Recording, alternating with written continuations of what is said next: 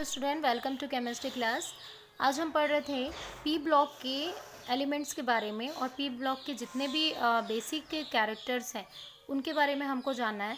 तो हम नाइट्रोजन परिवार के बारे में स्टार्ट कर चुके थे, मतलब कि नाइट्रोजन फैमिली में जितने भी तत्व आते हैं, नाइट्रोजन है, फॉस्फोरस है, एंटीमनी है, ठीक है, आर्सेनिक है, बिस्मुथ है।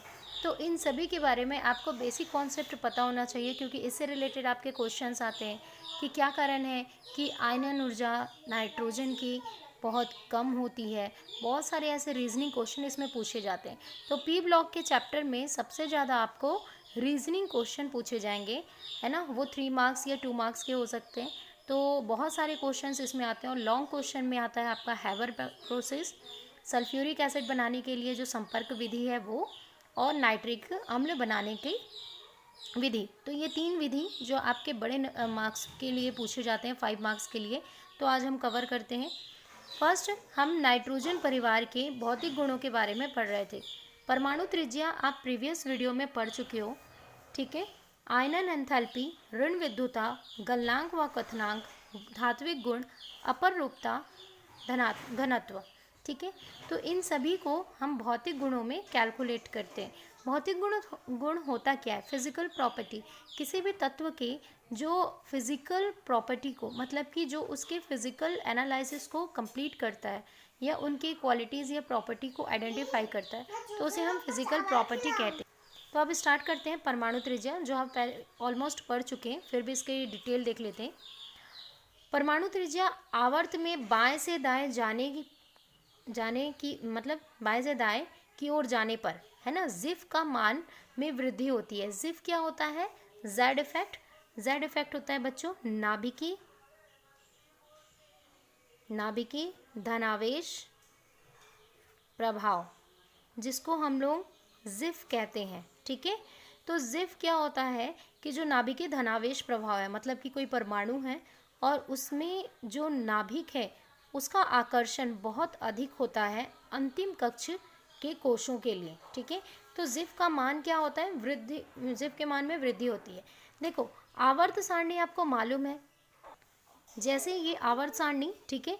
जब हम, आपको मालूम है कि आवर्त 7 होते हैं और समूह कितने होते हैं? टोटल आपके यहाँ पे 18 दिख रहे हैं, ठीक है।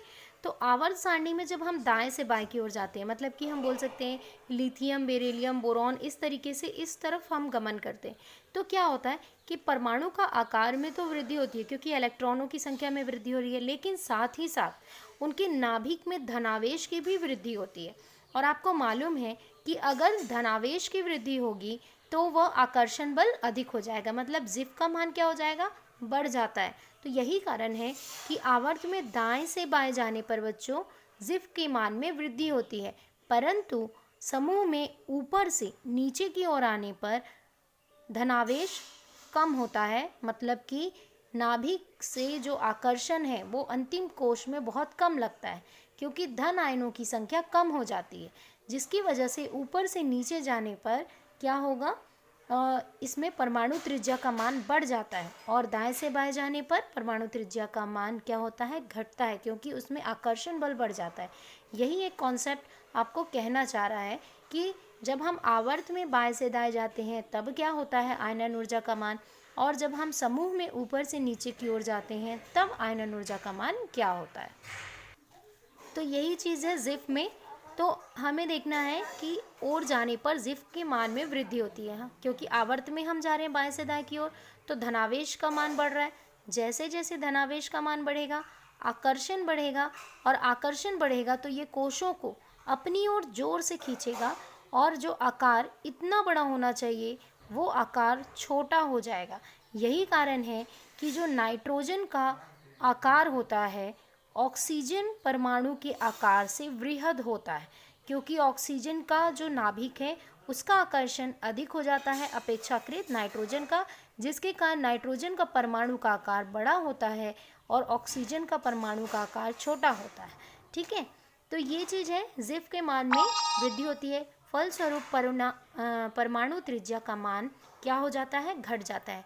त्रिज्या क्या होगी? जाहिर सी बात है घटेगा, क्योंकि क्या हो रहा है? परमाणु का आकार क्या हो रहा है? छोटा हो रहा है, तो जाहिर सी बात है त्रिज्या घट जाएगी।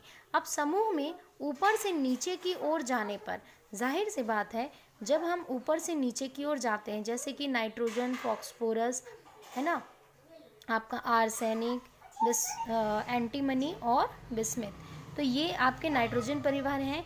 ऊपर से नीचे जा रहे हैं, परमाणु में क्या हो रहा है, इलेक्ट्रॉनों की संख्या बढ़ रही है। साथ ही साथ ऊपर से नीचे जाने पर मैंने क्या बताया था कि जिफ का प्रभाव कम होता है, मतलब नाभिकीय आवेश में धनायन का मात्रा कम होता है, जिसके कारण आकर्षण बल कम हो जाता है। तो ऊपर से नीचे जाने पर परमाणु त्रिज्या वृहद होती है, मतलब बढ़ जाती है। तो यही चीज़ है, समूह में ऊपर से नीचे की ओर जाने पर परमाणु के आकार में वृद्धि होती है और नाभिकीय आवेश का प्रभाव जिफ के मान, है ना, में कमी आ जाती है, जिसके फलस्वरूप परमाणु त्रिज्या का मान बढ़ जाता है। परंतु इसमें इम्पॉर्टेंट फैक्टर ये है, मोस्ट इम्पॉर्टेंट फैक्टर, कि क्या कारण है कि ऊपर से नीचे जाने पर परमाणु त्रिज्या तो बढ़ती है, लेकिन नाइट्रोजन के परमाणु त्रिज्या फॉस्फोरस आर्सेनिक से अपेक्षाकृत अधिक होती है। क्यों होती है? नाइट्रोजन की अवस्था क्या होता है? गैसीय अवस्था। तो गैसीय अवस्था में आप उसकी संरचना का अध्ययन एकदम फिक्स नहीं कर सकते, मतलब ये नाभिक है, हो सकता है कोश बहुत दूर दूर तक फैले हों, क्योंकि वो गैसीय अवस्था में वो उनका विस्तार क्या है, बहुत अधिक है। तो विस्तार के कारण ये कोश तो कम है, लेकिन उन कोशों का जो विस्तार है वो बहुत दूर तक है, जिसकी वजह से इनका जो आयनन ऊर्जा, मतलब परमाणु त्रिज्या है, वो क्या हो जाता है, अधिक हो जाता है अपेक्षाकृत फॉस्फोरस और आर्सेनिक से। क्लियर हुआ ये कॉन्सेप्ट? ये प्रश्न आता है कि क्या कारण है कि नाइट्रोजन का परमाणु त्रिज्या नाइट्रोजन परिवार के अन्य तत्वों से अधिक होता है। यह कारण है कि वह गैसीय अवस्था में होते हैं, जिसके कारण परमाणु की संरचना फिक्स नहीं होती। क्लियर हुआ? या निश्चित नहीं होती। सेकंड, भौतिक गुणों पे चलते हैं। आयनन एंथैल्पी। आयनन एंथैल्पी होता क्या है, पहले ये जानिए बच्चों। आयनन एंथैल्पी परमाणु के अंतिम कक्ष में उपस्थित इलेक्ट्रॉन को निकालने में जितनी ऊर्जा लगती है, वह उस परमाणु की आयनन एंथैल्पी कहलाती है। अर्थात मान लो नाइट्रोजन 7 है ना, ये हो गया उसका परमाणु 2, 3, 4, 5, 6, 7, ठीक है। तो अंतिम कक्ष में, अब देखो अंतिम कक्ष में कितने इलेक्ट्रॉन है इसके पास, टोटल है 5 इलेक्ट्रॉन। तो कोई भी एक इलेक्ट्रॉन को बाहर निकालने के लिए जितनी ऊर्जा खपत होगी, जितनी ऊर्जा व्यय होगी, वह ऊर्जा इस परमाणु की आयनन ऊर्जा कहलाती है। तो अब देखो, समूह में ऊपर से नीचे जाने पर जाहिर सी बात है, नाइट्रोजन से बिस्मिथ तक आने में, है ना, परमाणु का आकार बढ़ जाता है। परमाणु का आकार जैसे जैसे बढ़ेगा, बढ़ते जाएगा परमाणु का आकार, और परमाणु का आकार जब बढ़ता है तो नाभिकीय आवेश कम होगा, मतलब कि नाभिक से आकर्षण कम हो जाएगा। और जाहिर सी बात है, जब आकर्षण कम होगा तो वो अंतिम कक्ष के इलेक्ट्रॉन को खींच कर नहीं रख सकता, पकड़ के नहीं रख सकता। तो हमें उसे किडनैप करने में या उसे बाहर निकालने में कम ऊर्जा व्यय होगी। तो जाहिर सी बात है कि जैसे अब देखो यहाँ पे 5 इलेक्ट्रॉन है, ये नाभिक है।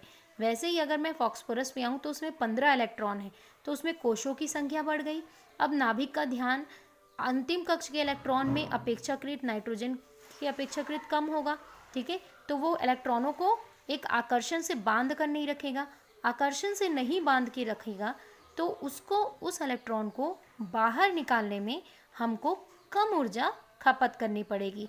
तो हम ये कह सकते हैं बच्चों कि जब हम मतलब जब हम समूह में ऊपर से नीचे की ओर आते हैं तो आयनन ऊर्जा का मान घट जाता है। क्यों? क्योंकि नाभिकीय आवेश का जो मान है या जिफ का प्रभाव है वह घटता है। जितना ज़्यादा जिफ का प्रभाव होगा उतना ज़्यादा हमको इलेक्ट्रॉन निकालने में ऊर्जा लगेगी। जितना कम जिफ का प्रभाव होगा उतना कम ऊर्जा हमको लगेगा। तो आयनन ऊर्जा ज़्यादा लग रही है, मतलब इलेक्ट्रॉन का जिफ का प्रभाव अधिक होना चाहिए। तो यही एक कॉन्सेप्ट है, जैसे कि लिखा हुआ है, समूह में ऊपर से नीचे जाने पर परमाणु आकार बढ़ता है और नाभिकीय आवेश घटता है। फलस्वरूप आयनन एंथैल्पी के मान कम हो जाते हैं। क्लियर हो रहा है? परंतु N व P के आयनन ऊर्जा का मान अपेक्षाकृत अन्य नाइट्रोजन परिवार के तत्वों से कम होता है। क्यों कम होगा? क्योंकि इसका मुख्य कारण है कि ये गैसीय और प्लाज्मा अवस्था में होता है। आपको मालूम है, मैंने अभी बताया कि नाइट्रोजन का मान आयनिक त्रिज्या ज़्यादा होगा, आयनिक त्रिज्या ज़्यादा होगा तो आयनन ऊर्जा कम होगा, है ना। जाहिर सी बात है। ये हो गया नाइट्रोजन, फॉस्फोरस, आर्सेनिक, एंटीमनी और बिस्मिथ। ठीक है, नाइट्रोजन गैसीय अवस्था में आपको पहले ही मालूम है, फॉस्फोरस, आर्सेनिक, एंटीमनी और बिस्मिथ। तो जाहिर है इनमें इसका क्या हो रहा है कि आयनिक त्रिज्या ज़्यादा हो रहा है। जिसका आयनिक त्रिज्या ज़्यादा होगा उसका आयनन ऊर्जा क्या हो जाएगा? कम हो जाएगा। ठीक है, क्यों कम हो जाएगा? क्योंकि भैया त्रिज्या ज़्यादा है, मतलब कोश बहुत दूर में है, तो इलेक्ट्रॉन को निकालने में कम ऊर्जा लग जाएगी। कोश अगर केंद्र नाभिक के पास में है तो मतलब आकर्षण अधिक है, तो आयनन ऊर्जा अधिक हो जाएगी। तो आयनिक त्रिज्या अगर ज़्यादा है तो आयनन ऊर्जा कम होगा, आयनिक त्रिज्या अगर कम है तो आयनन ऊर्जा बढ़ जाएगा। जैसे जैसे, है ना, ऊपर से नीचे की ओर जाते हैं तो आयनिक त्रिज्या में मतलब रेडियस में क्या होती है?